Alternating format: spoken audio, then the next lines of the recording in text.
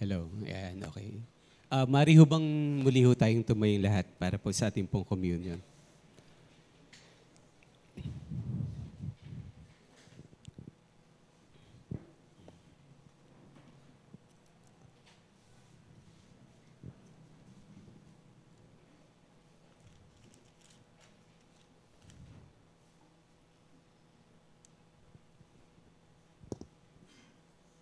Ang sabi ho ng salita ng Panginoon sa 1 Corinto Kapitulo 11, sapagkat ito ang turo na tinanggap ko mula sa Panginoon at ibinigay ko naman sa inyo, noong gabing siya'y ipinagkanulo, ang Panginoong Jesus ay dumampot ng tinapay, nagpasalamat at pinagpirpira sa iyon at sinabi, ito ang aking katawan na inihahandog para sa inyo. Gawin ninyo ito bilang pag-alaala sa akin. Matapos maghapunan, dumampot din siya ng kopa at sinabi, ang kopang ito ang bagong tipan na pinagtitibay ng aking dugo. Tuwing iinumin ninyo ito, gawin ninyo bilang pag-alaala sa akin. Sapagkat tuwing kakain kayo ng tinapay na ito at iinom sa kopang ito, ipinapahayag ninyo ang kamatayan ng Panginoon hanggang sa kanyang muling pagparito. Tayo pang lahat ay yumuko at manalangin sa umaga pong ito. Lord, salamat sa pagkakataon pong muli na binigay niyo po sa amin bilang inyong mga anak na alalahanin, O Diyos, ang iyong pagmamahal, ang iyong kabutihan, and even most especially, Lord, yung kaligtasan na ibinigay niyo po sa amin, Panginoon. Lord, salamat sa assurance, God, na Lord, na kahit na nandito pa lang kami sa lupa, ay binibigyan mo na kami ng kapayapaan, ng katiyakan, na kami po, O Diyos, ay kukunin niyo po balang araw at dadalhin niyo po sa inyong kalangitan at hindi na kami mawawalay pa sa inyo, Panginoon. Salamat, Lord. At salamat po sa mga simbolo po na pinagkalob niyo po sa amin. Salamat sa tinapay at sa juice na ito na Lord, so may simbolo ng iyong katawan na inialay doon po sa krus ng Kalbaryo, Panginoon. Salamat rin po sa juice na may simbolo ng iyong pong banal na dugo, Panginoon, na Lord, na tumulo doon po sa krus ng Kalbaryo upang kami po ay magkaroon ng kagalingan, kami po ay magkaroon ng kapatawaran ng lahat ng kasalanan at maging paglilinis, O Diyos, ng aming pong mga kalooban, Panginoon. At Lord, minsan pa na aming pong dinideklara ang aming pong, Lord, pananabik, O Diyos, na muli kayong babalik at kukunin niyo po kami, Panginoon. Patuloy nga po, Ama, na ilagay niyo po sa aming pong mga puso at kaisipan, O Diyos, yung, Lord, yung desire na ito na maging Lord, sabik palagi, O Diyos, at palagi pong maging handa sa muli niyo pong pagbabalik po para po sa amin, Ama. Salamat po. Salamat po. Patuloy niyo pong basbasan ang mga simbolo pong ito, Lord. At Lord, ito po'y aming pong panalangin sa pangalan ng aming Panginoong Jesus. Amen, amen. At yung pong kainin po yung tinapay po na ito at inumin po yung juice.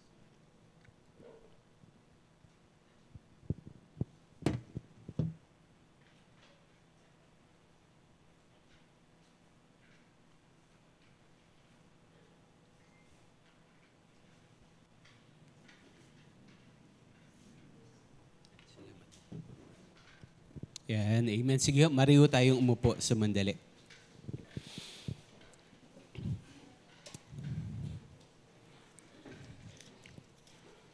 Amen. Pakibati mo na yung katabi mo. Sabi mo na nga sa kanya, Merry Christmas, Wated. Okay. So, Pasko na. Ayan, naramdam natin yung nagbabalik na yung Pasko, no, na ma-traffic, no po. Kagahapon na sa Manila ako, talagang pag-uwi ko ng bahay, sakit ho ng ulo ko sa biyahe, no. Talagang grabe. Almost 3.5 hours from Manila papunta ho dito, pabalik. Talagang ramdam na yung Christmas rush na tinatawag, no po. Maging sa mga mall, no, talagang ang dami ng tao. Sige ho. Tayo po ay dahil po December na, so magkakaroon po tayo ng mga series about messages ng patungkol po sa Kapaskuhan. Kaya po ang pag-aaralan po natin po ngayon ay pinamagatan po nating pag-asa ng Pasko. Sabihin natin pag-asa. Mas malakas, sigaw po natin para kay Lord po. Sabihin natin pag-asa. Yan. Po. Sabihin natin na ng tuloy-tuloy pag-asa ng Pasko. Yan, po. No, pinaigsi lang ho natin yan, pero Ang pinaka-meaning po na gusto natin pong pag-aralan po ngayon ay yung pag-asa na dulot po ng Kapaskuhan. No po? Let's open our Bibles in the book of Luke chapter 2 from verses 25 to 35. Aklat po ng mga Lucas Kapitulo 2 mula po talata pong 25 hanggang 35. Ang babasahin po natin mga talata, of course, ay after po ng kapanganakan na ho ng Panginoong Jesus. No po? Pero naniniwala ako na ito po ay may kaugnayan pa rin no po, sa Christmas season na ating pong tinatawag. Okay, ang basahin po natin ng malakas na po ang mga talata pong ito. Okay, ready na ho ba kayo? Sabi mo sa katabi mo, ready ka na ba, Habated? Yan. Luke chapter 2 verses 25 and following. Basahin po natin ng malakas. 1, 2, 3, go. May isang tao noon sa Jerusalem na ang pangalay Simeon. Isang lalaking matuwid, may takot sa Diyos, at naghihintay sa katubusan ng Israel. Nasa kanya ang Espiritu Santo. Ipinahayag ng Espiritu Santo sa kanya na hindi siya mamamatay hanggat hindi niya nakikita ang Kristo na ipinangako ng Panginoon. Sa patnubay ng Espiritu, si Simeon ay pumasok sa templo at nang dalhin doon ni Jose at Maria ang sanggol na si Jesus upang tuparin ang ayon sa tinatakda ng kautusan. Kinarga ni Simeon ang sanggol. Pagkatapos, nagpuri siya sa Diyos. Ngayon, Panginoon, maaari na pong yumaong mapayapa ang inyong abang alipin ayon sa inyong pangako. Yamang nakita na po ng aking mga mata ang inyong pagliligtas na inyong inihanda sa harapan ng lahat ng bansa. Ito po ay liwanag na tatanglaw sa mga hentil at magbibigay dangal sa inyong bansang Israel. Namangha ang mga magulang ng sanggol dahil sinabi ni Simeon tungkol sa bata. Binasbasan sila ni Simeon at sinabi kay Maria, tandaan mo, ang batang ito'y nakatalaga sa ikakapahamak o ilaliligtas ng marami sa Israel.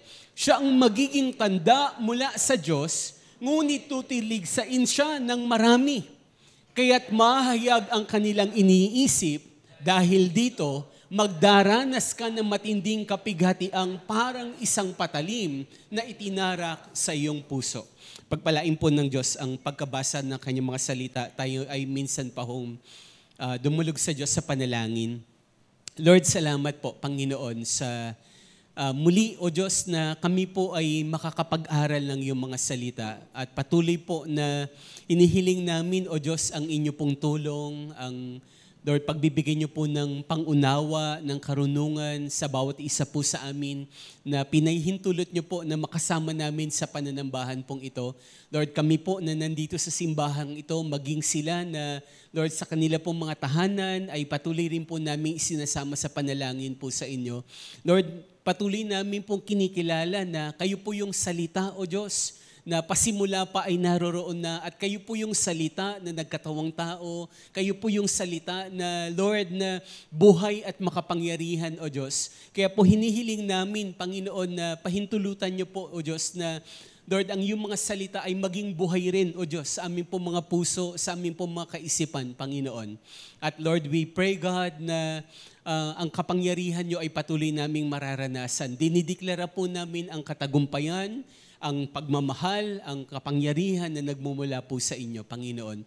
Salamat po, Diyos. Itong aming pong panalangin sa pangalan ng aming Panginoong Jesus. Amen, amen. Sige ho, palakpakan po natin po ang Panginoon. Alam niyo ho, tunay po na ang Kapaskuhan ay marami hong mga mensahe na nais pong iparating sa atin bilang mga tao. Nandyan na po yung pagmamahal ng Diyos, nandyan na po yung kapatawaran ng Panginoon, nandyan na po yung kapayapaan, nandyan po yung pagpapatawad, na lahat po ito ay naniniwala po tayong mahalaga. Pero hindi rin ho maisasantabi na ang isa po sa nais pong iparating ng Panginoon na mensahe po sa lahat po ng sangkatauhan ay yung salita hong pag-asa. Sabihin nga natin pag-asa. Na mas malakas sigaw ho natin pag-asa.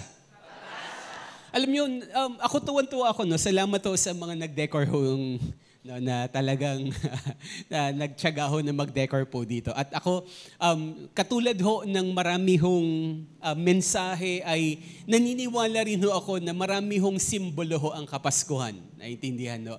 At alam niyo, wag niyo na ho akong kakausapin na pastor, ang Christmas tree ay hindi ho yan biblical, no? Hindi yan biblical.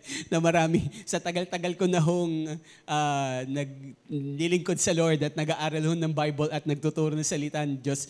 There are times kung minsan na ang dami hong, okay rin naman ho talagang magtanong. Maganda ho yan na nagtatanong ho tayo. Pero kasi may mga iba hong mga tao na hindi lang nagtatanong, talagang nakikipagdebate pa kung minsan. Okay rin naman minsan magtalas-tasasan ho ng kaisipan, pero palagi kong tinuturo po sa church, kung mga minor doctrine, wag ho nating pag-aawayan. Okay ho? No po, meron kasing mga iba hong simbahan na hindi ho naniniwala sa Christmas tree. No? Na baka may atin dito, no? Hindi naniniwala sa Christmas tree. Dahil ang tunay daw hong simbolo ho ng Pasko ay yung star, no? Totoo, no? Very biblical naman. I agree with that. Na talagang ang ginamit ito ng Panginoong Diyos ay yung tala ho sa langit, tama ho ba? Na naging gabay doon sa mga pantas o sa mga magi o sa mga marurunong po na tao na nagabay ho sa kanila para po sila po ay makita nila yung Panginoong Jesus. Pero alam nyo, tama naman ho si Martin Luther kasi siya ho yung nagpasimula ho nito at nangaral naglagay ho sa simbahan ng Christmas tree. Bakit? Kasi ho, tama ho siya na ang puno ho o ang Christmas tree ay hindi lang po ito nagpapaalala na si Jesus ay pinanganak sa mundo, na po siya rin ho ay namatay at inalay niya yung buhay niya. Naintindihan ho ba? Kung bakit ho may puno. No, dahil hindi ho siya nanatili hong buhay lang dito, siya ho ay namatay doon ho sa puno. No po, sa puno o sa cross. No po, so yun ho ay sumisimbolo ho ng kanya ho kamatayan rin po naman sa krus. So siya po ay pinanganak pero hindi lang ho siya pinanganak, inalay niya rin yung buhay niya. Naintindihan ho ba? Doon ho sa krus o sa puno na kumakatawan po ng kaligtasan. Naintindihan ho ba? Hello, yan. So, naalala ko lang na naman kasi parang may mga pagkakataon na kapag naglalagay tayo ng Christmas tree, may mga nagtatanong ho. So, I hope na malinaw ho yan, ha? Malinaw ho yan. No? Kulang na lang ho dyan yung mga regalo. Di ba, yung mga bata tayo, di ba, dapat ang Christmas tree, maraming regalo. Okay. So, ayan. Going back, binigyan ko lang pong paalala at linaw sa atin. So, ano ang simbolismo ng star at saka ng puno na yan? And I believe yan ho ay hindi man sa kapanganakan ni Jesus, pero yan ho ay sa kamatayan po ng Panginoong Jesus rin. Naintindihan ho ba? So, alam nyo, going back, ang dami hong mga uncertainties sa buhay po natin. Hindi natin alam kung ano yung mangyayari sa atin bukas, next week, next month, or most especially by next year. Tama ho ba?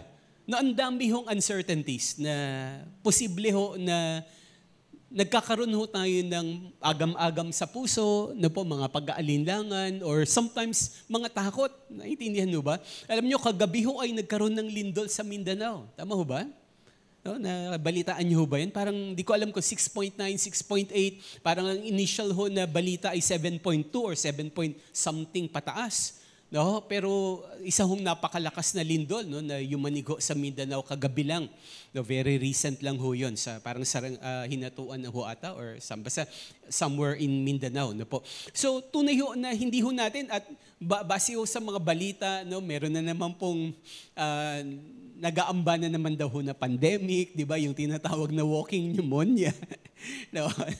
So, hindi ho natin alam, The point is, no, marami hong magpapabigat ho ng ating pong kaisipan, even kalooban, na po mga problema na posible hong hindi natin alam. Hindi tayo nag-anticipate ng negative things or thoughts. Pero ito rin ho ay hindi ho natin maitatanggi, yung possibility po nito.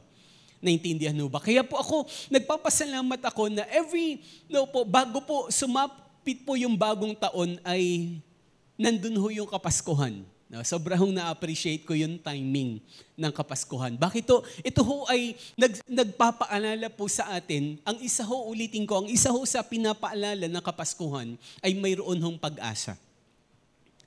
No, gaano man kadilim, gaano man po kabigat o kahirap po ang buhay ho natin, or even yung mga bagay na darating ho sa atin next year, palagi hong pinapaalala ho ng Kapaskuhan, meron pong pag-asa po sa Panginoon. Amen ba?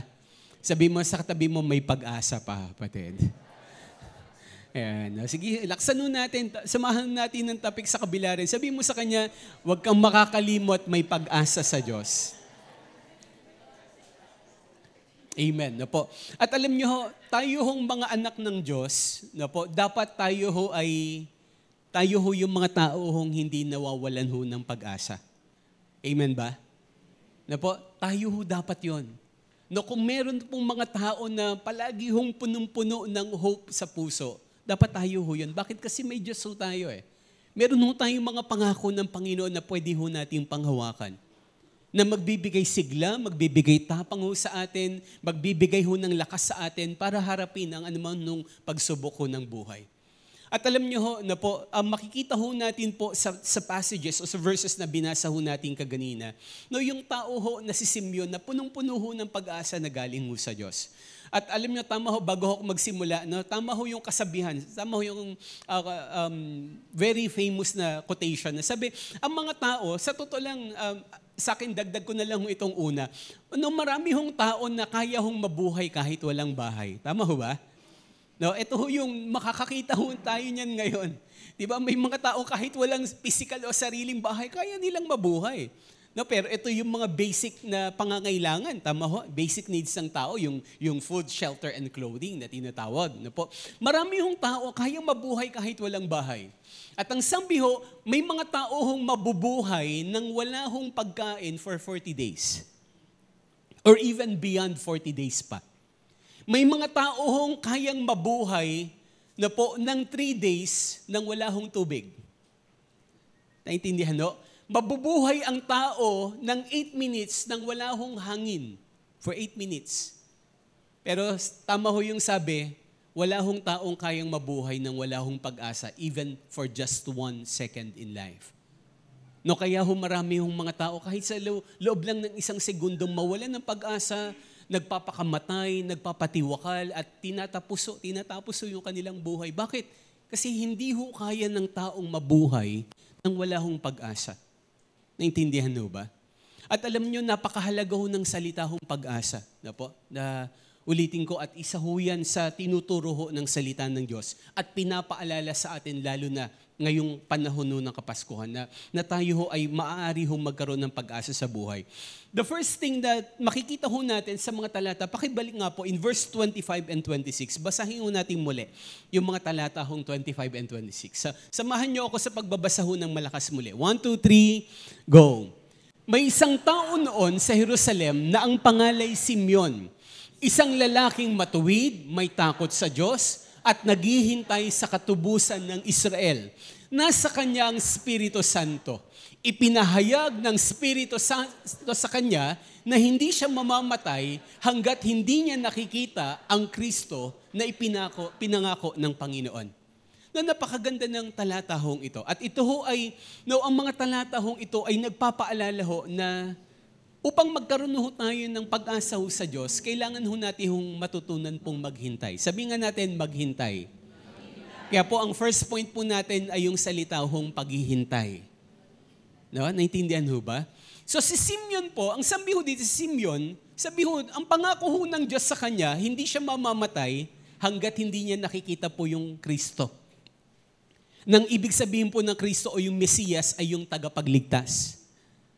Naintindihan, no? Yung magliligtas, hindi lang po actually sa bansahong Israel, bagkos maging sa buong mundo ho. Siya ho yung hinihintay po nilang tagapagligtas at during their time. At alam nyo ho, during the time ni Simeon, na po, yung pangako ho ng katubusan o pagliligtas ay 7 years ago na pinangako ho yun ng mga propeta ng Old Testament times. No, isa na ho doon si Prophet Micah. na siya po ay nagpahayag ng propesiya na magkakaroon ng tagapagligtas at siya ipanganganak sa Bethlehem. Naintindihan ho ba? So imaginein po natin yung paghihintay na ginawa ng mga Israelita ay sobrang tagal.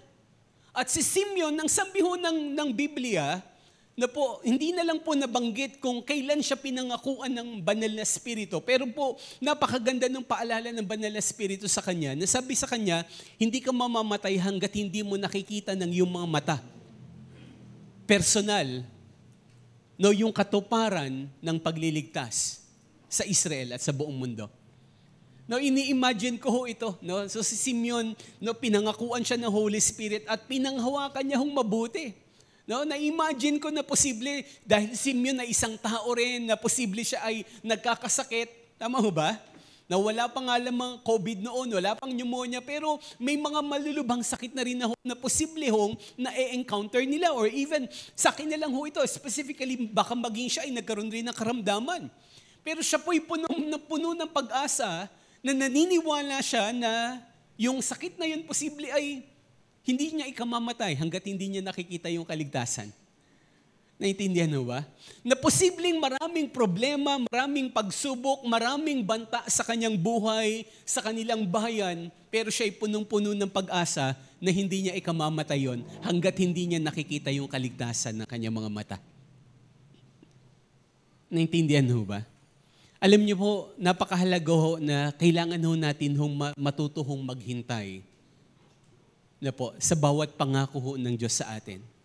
Upang lalo po tayo ay mapuno ho ng pag-asa na galing po sa Diyos. Kaya po, going back sa verse 25, kapatid, so sabi ho dyan, atin pong tingnan ho ng mabuti. May isang tao noon sa Jerusalem na ang pangalan Simeon, isang lalaking matuwid, may takot sa Diyos at naghihintay sa katubusan ng Israel. Alam nyo, muli, bago tayo ating pong balikan ang bigang linaw lamang po. Ang salitahong pag-asa o yung salitahong hope, hindi ho ito yung tinatawag po sa Ingles na optimism. Kasi may mga tao, diba, na very optimist, na hindi ho masama yan. Pero po, kailangan ho natin mabigyan po ng linaw na kakaiba ho yung pag-asa o yung hope sa optimism lang. Dahil ang optimism, ito ho ay psychological sa kaisipan ho ng tao. Na tinetrain niya po yung isipan niya na maging positibo. Pero po ang pag-asa ay higit po sa psychological or being optimistic. Dahil po ang pag-asa po ay sinasabi ho natin na ito ay hindi psychological but it is theological na tinatawag. Bakit ito? Kasi ho ang pag-asa, meron ho tayong batayan sa ating pong pinangahawakan o inaasahan. At yun po yung mga pangako ng salita ho ng Diyos. Hindi ho tayo umaasa sa wala lang.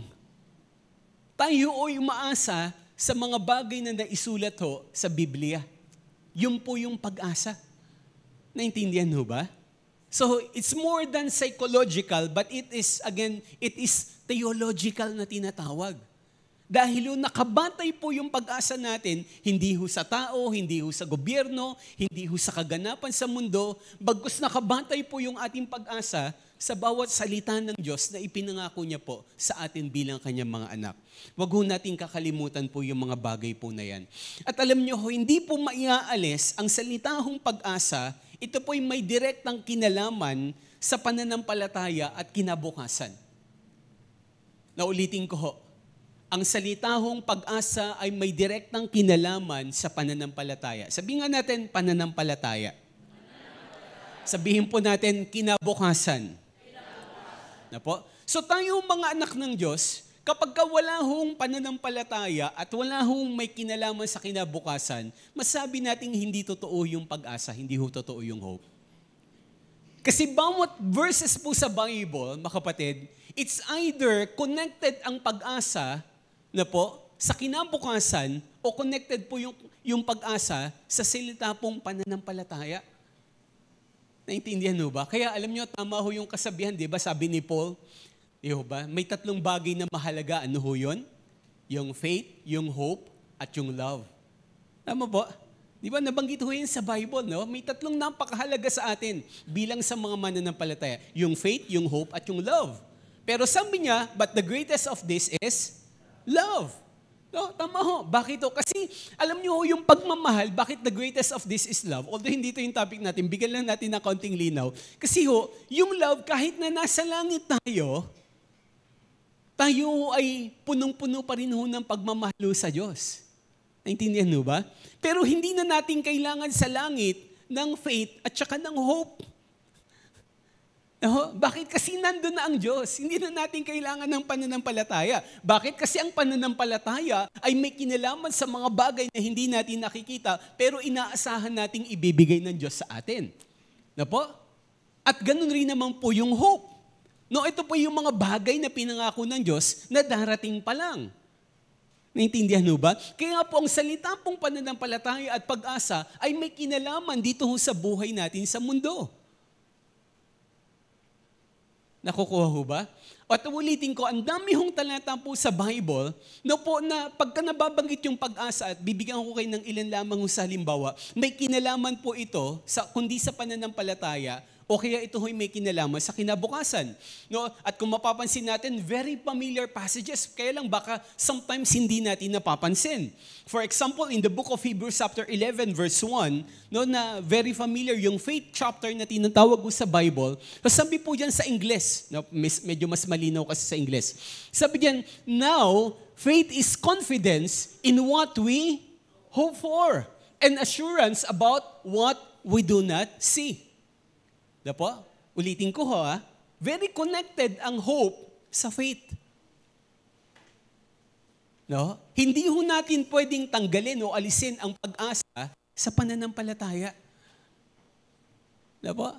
Sabi diyan, faith is confidence in what we hope for. Dapo? At another passage in the book of Jeremiah chapter 29 verse 11, dapo? So sabi, very familiar passage uli. So sabi diyan, for I know the plans I have for you, declares the Lord. Plans to prosper you and not to harm you. Plans to give you hope and a future. So connected ho uli. Naintindihan mo ba? Hello, nandyan pa ho ba kayo? Ulitin ko, malaki ho ang koneksyon ng pag-asa sa pananampalataya at sa kinabukasan. Bakit ko binabanggit ho yun? So kung may kinalaman ho ito sa mangyayari bukas, next week, or next month, or next year, kailangan hong matuto ho talaga tayong maghintay. Hello? No? Kung ito ho'y may kinalaman sa mga bagay na darating pa lang o gagawin pa lang ng Diyos sa atin, bilang isang mga anak ho ng Diyos, kailangan ho nating matutong maghintay. Amen ba? Sabi mo sa katabi mo, kapatid, huwag kang masyadong mainipin. Matuto kang maghintay sa Diyos. Amen ho ba? No, kasi kung minsan masyado ho tayo nagmamadali, na maraming tao gustong maging madaling yumaman, madaling magtagumpay, no, ibigay agad ng Diyos sa kanya yung mga hinihiling niya, pero hindi ho ganun ang pag-asa. Ulitin ko, ang pag-asa ay palagi hong may kinalaman sa pananampalataya sa Diyos at may kinalaman sa kinabukasan. Kasi kung walang kinalaman sa pananampalataya at kinabukasan, hindi ho yan totoong pag-asa. At kung mangyayari pa lang ho yan, tiyak na tiyak, gusto ho tayong turuan ho ng Diyos na maghintay ng meron ng pananampalataya sa mga bagay na nais niya hong gawin po sa atin. At alam nyo, in the book of Hebrews chapter 6 verse 19, so hindi ko alam kung English o uli na isulat ho dyan.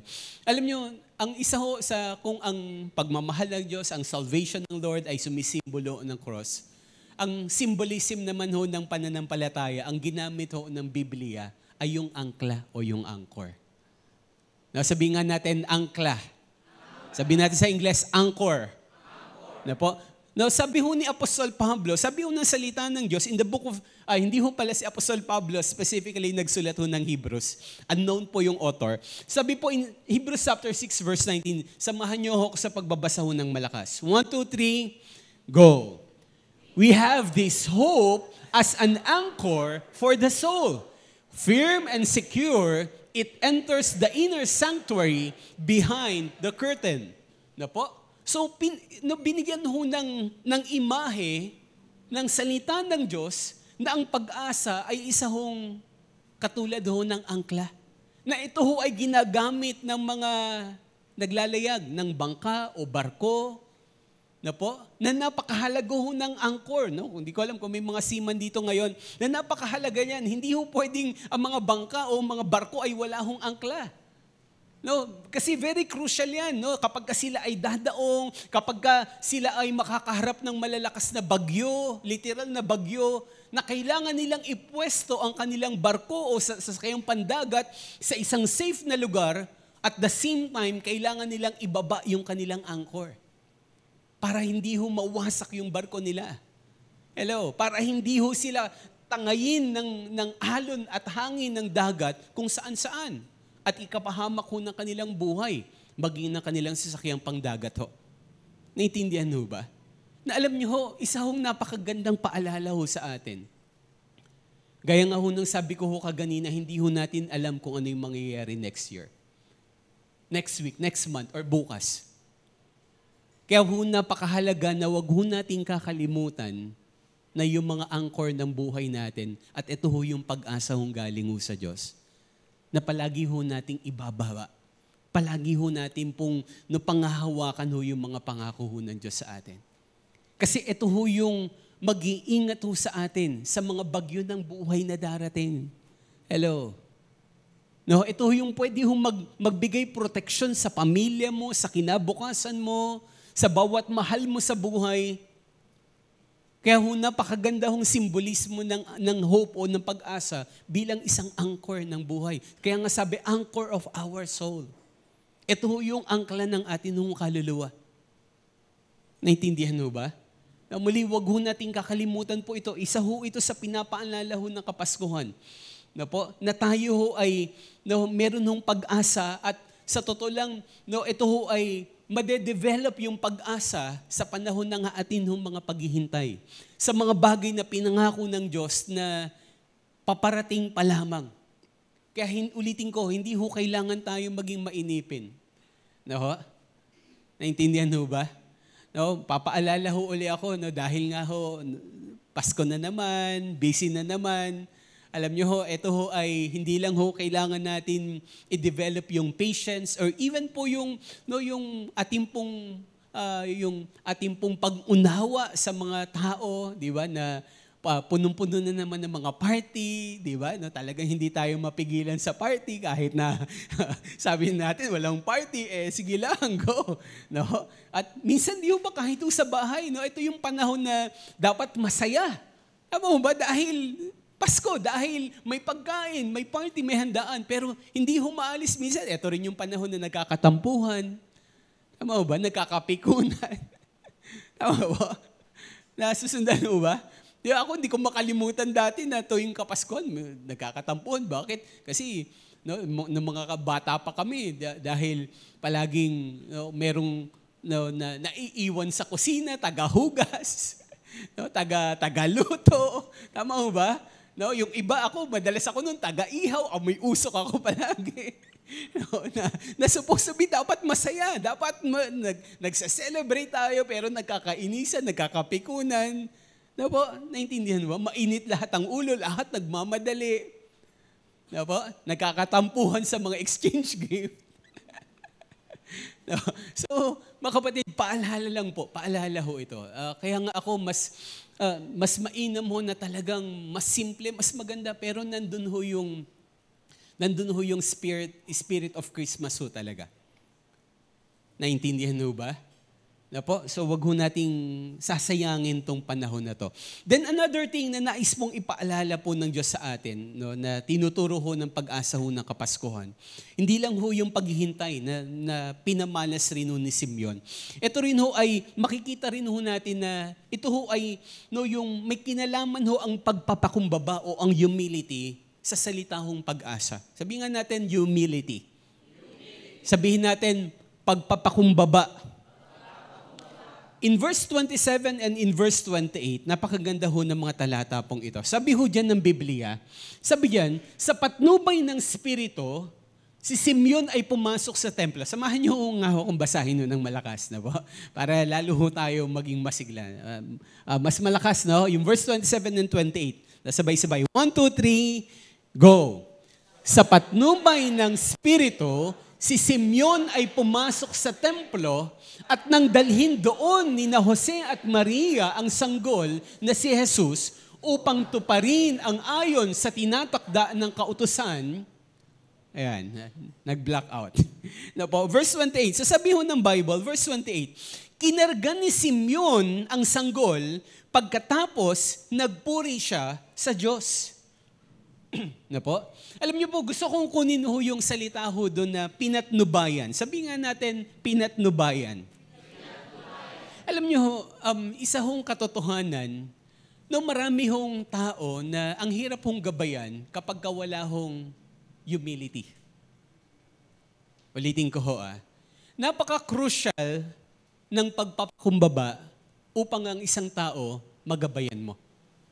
Kasi kapag ang isang tao, nakikita niya na para bang mas magaling siya sa kailangang gumabay sa kanya o sa leader niya o sa person in authority, ang hirap niya hong magsakop. Naintindihan mo ba? Hello? At sabi mo dito, si Simeon, isa sa katangian niya, hindi lang siya naghihintay sa katuparan. Makikita natin dito, very clear, paulit-ulit, siya ay ginagabayan ng banal na Espiritu Santo. No, hindi lang siya pinangakuan ng Espiritu Santo, makikita rin natin, evidently, siya ay patuloy na ginagabayan ng Holy Spirit. Kaya nga po, ang sabi ng Bible, nung tamang oras, nung tamang araw, nung tamang lugar at tamang panahon, ang sabi ng banal na Espiritu sa kanya, pumasok ka sa templo kasi nandun na yung sanggol. Hello? Now imagine niyo, what if kapag si Simeon ay medyo may katigasan ng ulo? What if kung si Simeon ay tinatamad during that time kasi malamig ang panahon? Naintindihan niyo ba? What if si Simeon ay inuna yung kanyang mga problema sa buhay, yung mga kabigatan na nagbibigay ng agam-agam sa kanya at na-miss out niya yung araw at yung oras na kung saan sila Jose at Maria ay dinala ang kanilang sanggol sa loob ng templo. Imagine ho natin yun, di na-miss out niya yung kaligtasan. Naintindihan mo ba? Kaya very crucial ho na tayo ay pinapatnubayan ng banal na Espiritu. Naintindihan ho? At alam nyo, ulitin ko ho, mararanasan lang ho natin yung totoong gabay at patnubay ng banal na Espiritu kung meron ho tayong pagpapakumbaba. Ulitin ko, mahirap pong pangunahan, gabayan ang mga taong mapagmataas. At alam nyo, makinig mabuti. Tinuturuan ho tayo ng Diyos. Isa ho sa gagamitin ho ng Diyos upang matuto tayong magpakumbaba. Hindi lang ho ang Biblia. Hindi lang po ang banal na Espiritu. Hindi lang po ang kapangyarihan ng Diyos. Maging yung mga person in authority na inilagay ho ng Diyos sa ating pong buhay, na kasama na ho dyan yung mga magulang, sometimes yung mga ate, yung mga kuya, yung mga ministry head, yung mga pastor, yung mga elder ng church, or even po mga teacher, or even mga leader sa trabaho, sila po yung person in authority. Hello? Na hindi ho matatanggi na tinuturuan ho ang bawat isa ho sa atin ng Diyos, na tayo ho ay magpasakop, na tayo po ay sumunod, at kinakailangan ho ng pagpapakumbaba upang tayo ho ay matutuhong gabayan. Hello, nandyan pa ho ba kayo? Amen ho ba? No, kasi paano tayo matututong sumunod sa Diyos kung sa tao nga hindi tayo marunong sumunod? Naintindihan mo ba? Kung sometimes palagi nating feeling, naku, mas magaling naman ako sa leader ko. No? Mas marami akong alam sa pastor ko. Naintindihan mo ba?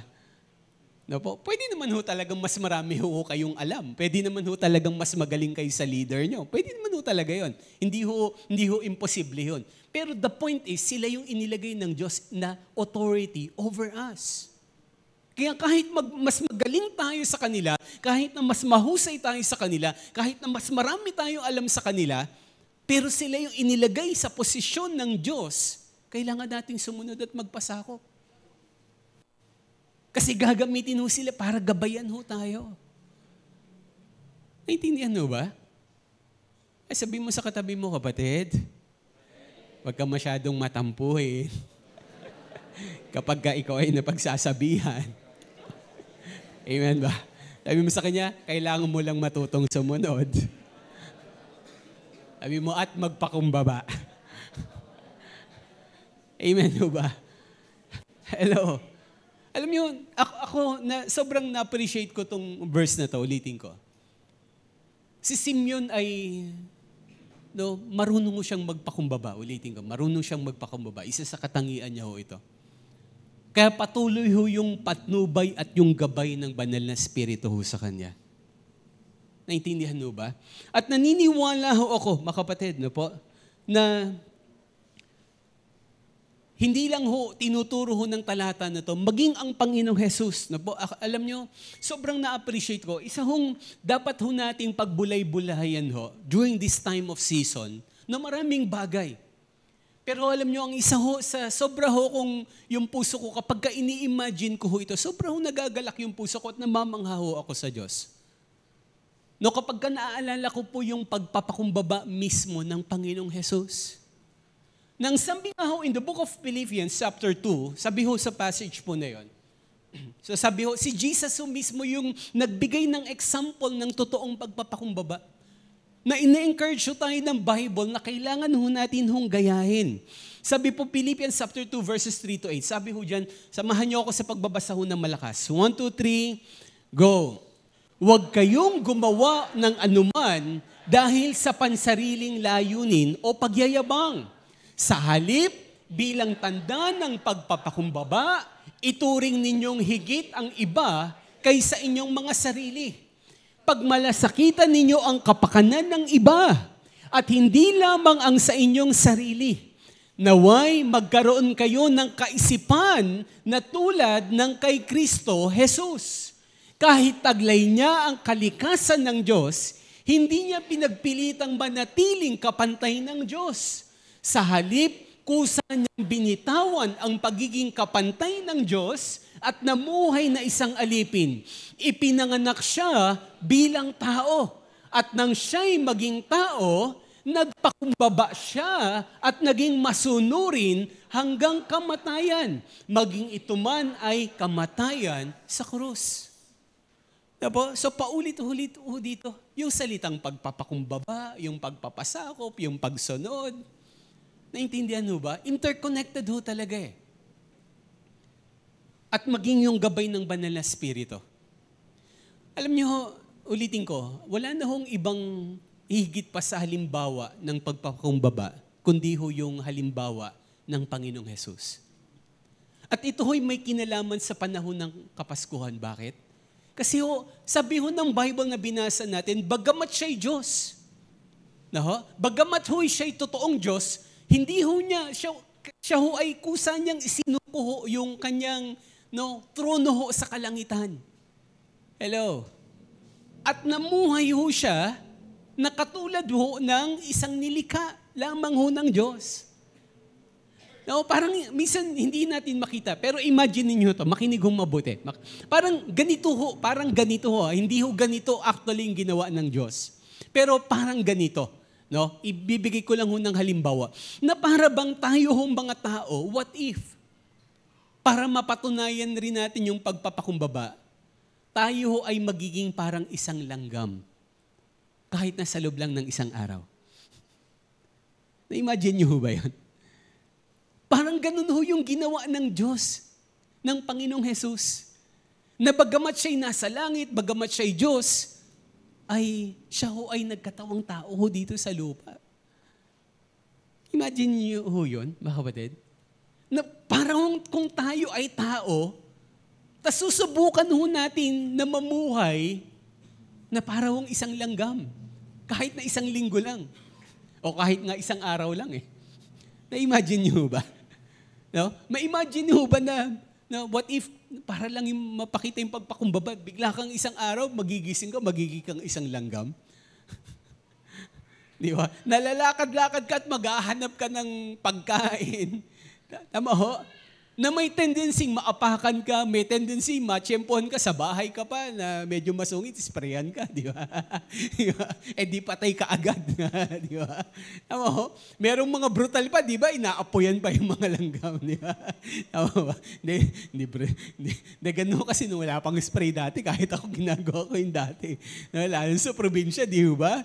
Tama ho? No? Pagka medyo tinopak pa kami dati sa probinsya, no? Hindi lang apoy, lalagyan mo pa ng gas na sisilaban mo. Naintindihan mo ba?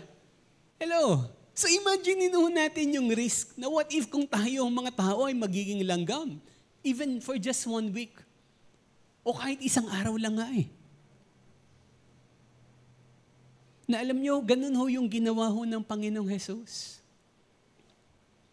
Na bagamat siya ay Diyos at makapangyarihan, siya ho ay naging tao ho dito sa mundo.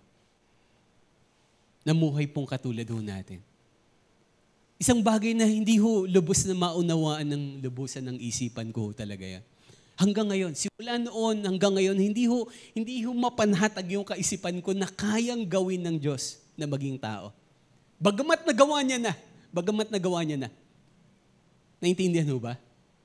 Kasi ako ho, kung tatanungin ako ng Diyos, isang araw lang, boy, at magiging langgam ka. Lord, wag na lang. Naintindihan mo ba? Hindi ho ako papayag eh. Hello. Ako ho ito ha. Akin to eh. Magkakaiba tayo ng opinion. No? Ako lang ho ito. No? Kahit isang araw lang, hindi ho ako papayag. Tatanungin ako ng Lord, boy, at magiging langgam ka isang araw lang. Wag na lang, Lord. Pwede bang iba na lang, elepante na lang? Hindi. Napapalit na lang ako kay Mali. Naintindihan mo ba? Nandyan ho ba kayo? Pero ginawa ho ng Diyos bilang tanda ho ng pagpapakumbaba. Eh, anong point ho nito? May mga tao, kahit na Kristiyano, sometimes tayo, sa totoo lang, ayaw natin naghihirap. Sa totoo lang, ayaw naman talaga natin maghirap. Pero sometimes, kung kinakailangan, mga kapatid, kung ang Panginoong Jesus nga, wag ho natin kakalimutan, naniniwala ko, sobrang hirap nung ginawa niya ho dito sa mundo. Bilang tanda ng pagpapakumbaba. Bilang tanda ho ng pagmamahal at pagsasakripisyo. Namuhay siyang katulad ho natin bilang mga tao. At hindi lang ho yun, no? Makikita natin all throughout his life dito sa mundo, di ba? Sabi nga ng Bible, ni wala siyang matulugan. Naintindihan mo ba? Ni wala siyang sarili hong bahay. No? Namatay siya nang wala siyang ari-arian eh. Naintindihan, no? Hello? And most especially, inahalay niya yung buhay niya ho dun sa krus eh. No? Yung mga taong nilikha niya, it's the same person na sumuntok. Tama ho ba? Dinuraan siya, kinutya siya, pinahirapan siya. Naintindihan po ba? It's a sign of humility. Mga kapatid, ang salitang pag-asa ay may malaki hong kinalaman sa paghihintay. Tinuturuan ho tayo ng Diyos na maghintay. And also, ito ho ay napakahalaga rin po, yung salita hong pagpapakumbaba. Upang tayo ay ma-develop patuloy yung ating hong pag-asa galing ho sa Panginoon. Then last, mga kapatid, last po na nais ko hong ipaalala. Marami ho tayong matututunan sa matalatang ito, but I just want to focus on 3 things.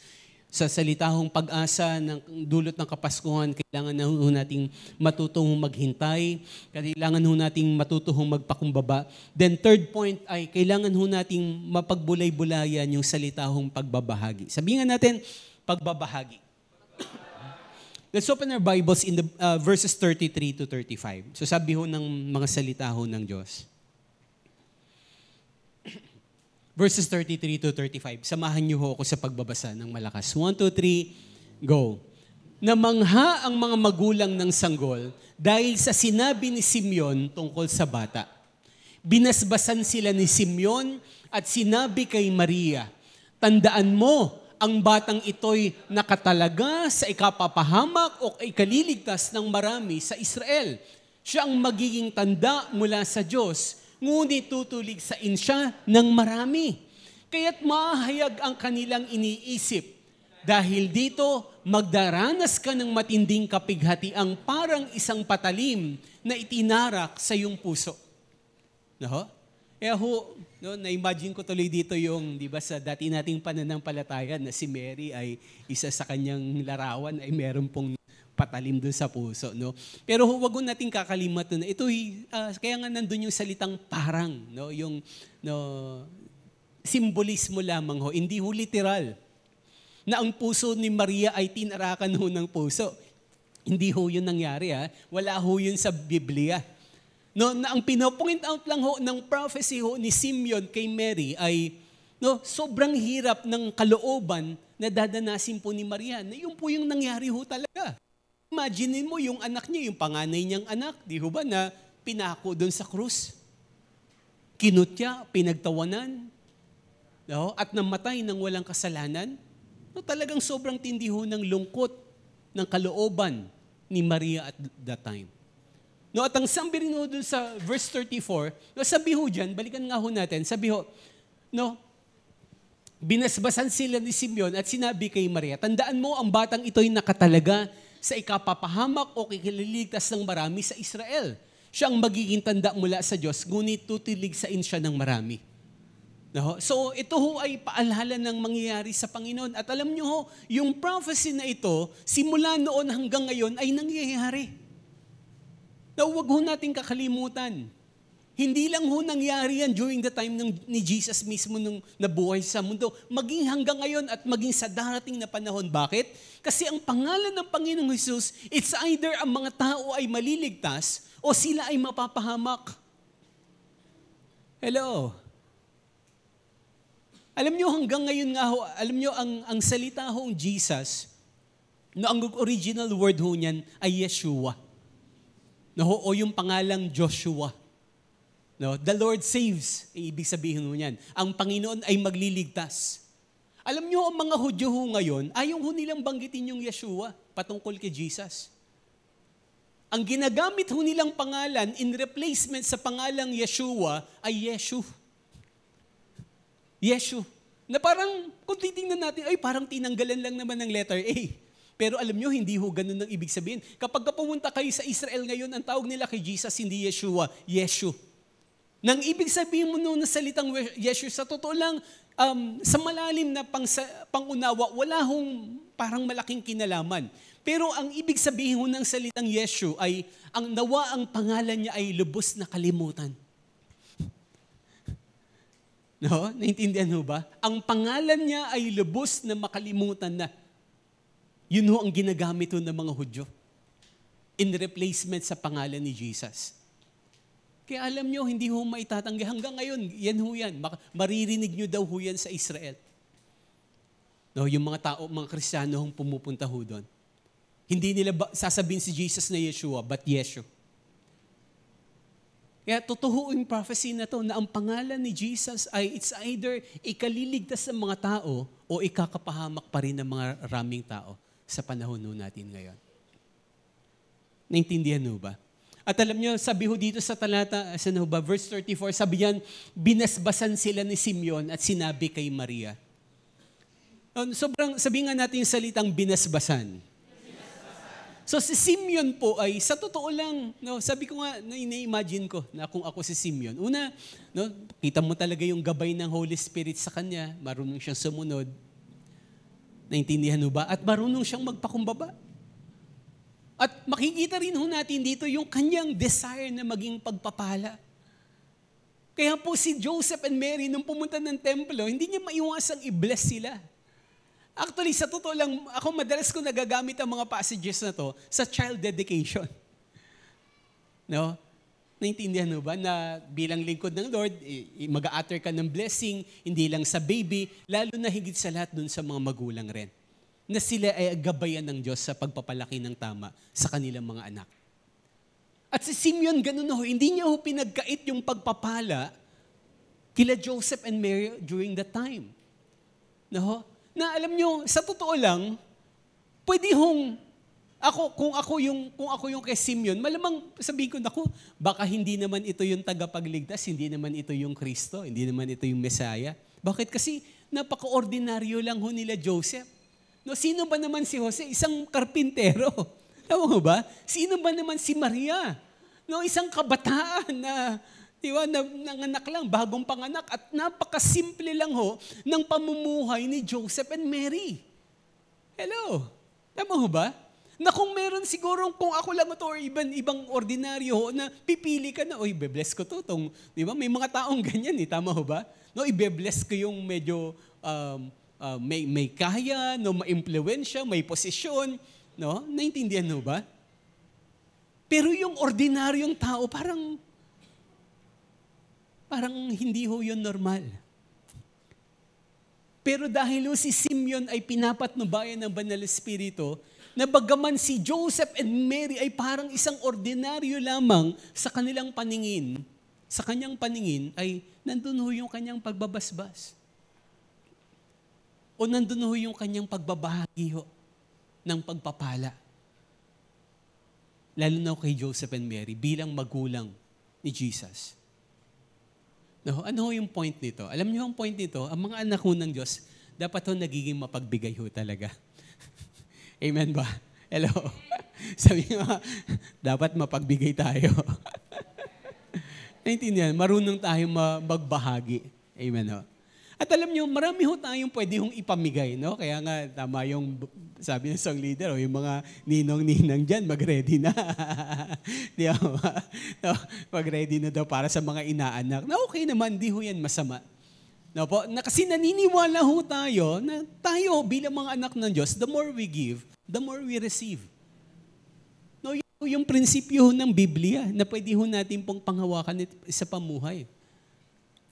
Naintindihan mo ba? Na sa totoo lang, ang kaparaanan ng Diyos para tayo ay mapagpala, kailangan nating matutunan pong magbigay. Hello? Naintindihan mo ba? Nandiyan ho ba kayo?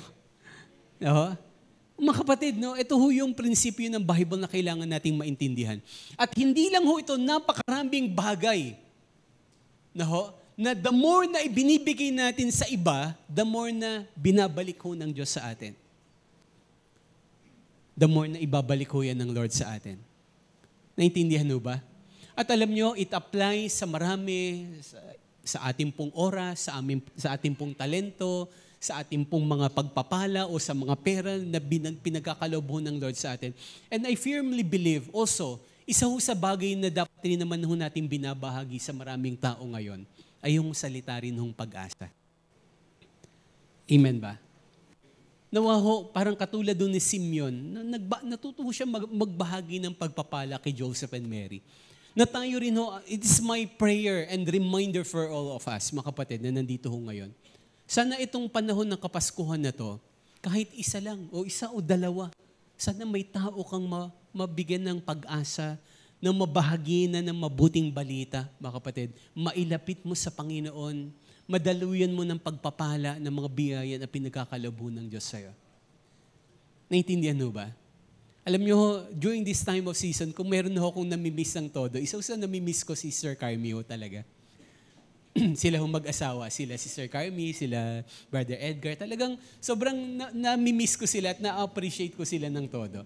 At alam nyo, hindi ko makakalimutan sa kanila. No? Sila yung nasa langit na, sa Panginoon sila. Kaya para sa akin, okay lang na all the more na ikwento yung ginagawa ho nila. No? Kasi itong mag-asawa na ho ito, hindi ko makakalimutan kung bakit to. Kasi kahit bago pa sila ma-born again, talagang very giver ho sila. Mapagbigay ho talaga to.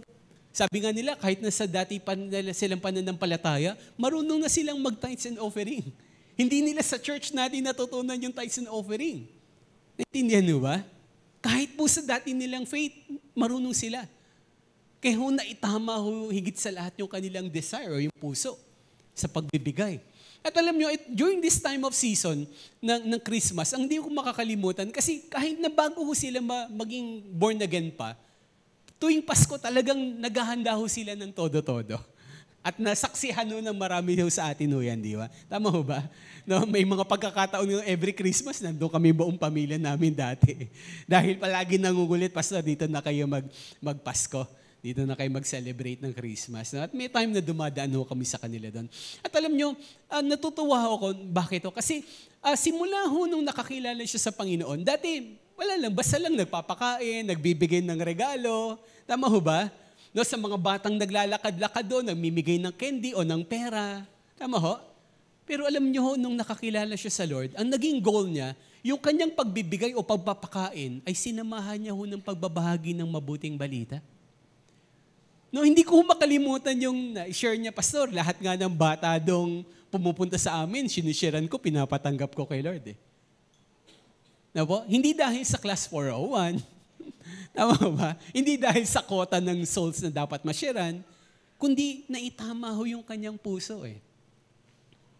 Na yung kanyang pagbibigay ay sinasamahan niya ho ng pagbibigay ng material, ng pagkain, ng pera, ay higit sa lahat yung pag-asa, yung kaligtasan ng mabuting balita ay pinipilit niyang ibahagi sa lahat ng taong namamasko sa bahay nila at sa lahat ng mga bisita na kumakain sa kanilang hapagkainan.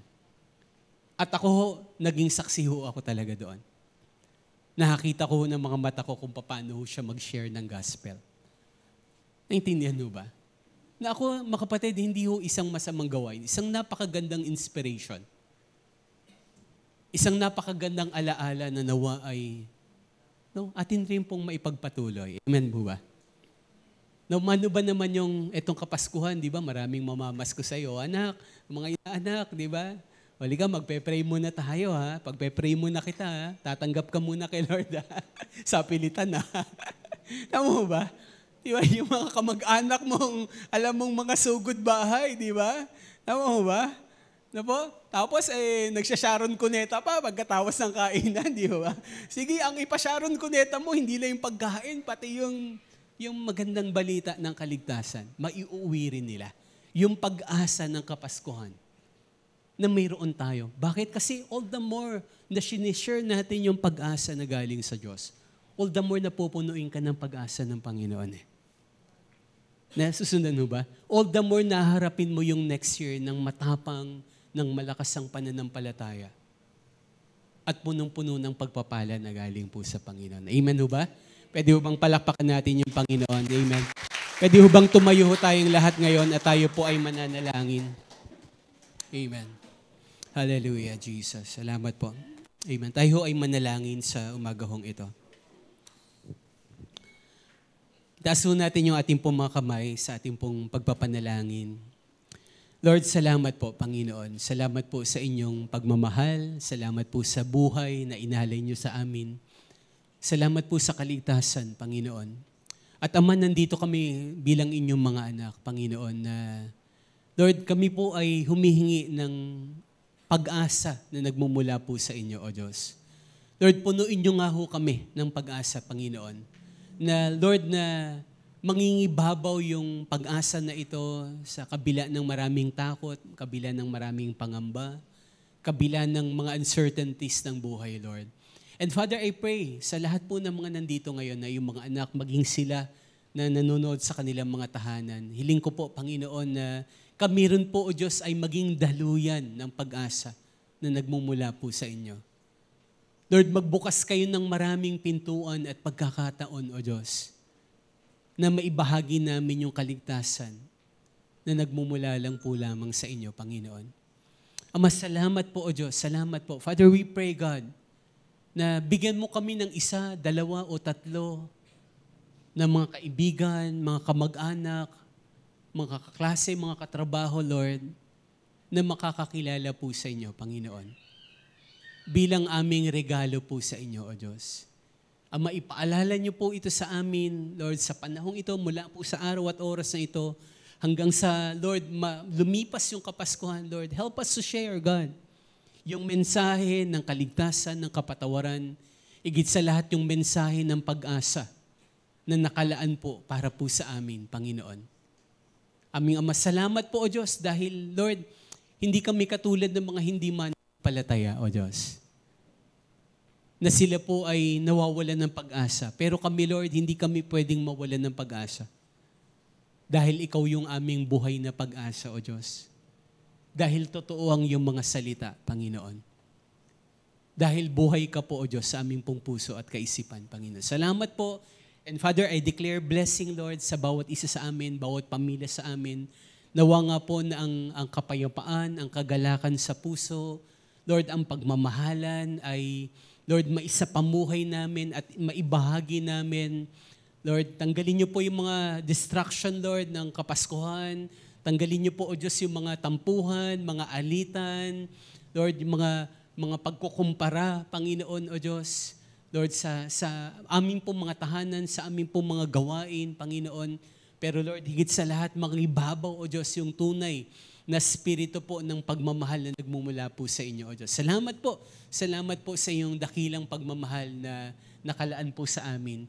At salamat rin dahil, Lord, we claim magiging daluyan kami ng pagpapala rin, O Diyos. Ito ang aming pong panalangin sa pangalan ng aming Panginoong Jesus.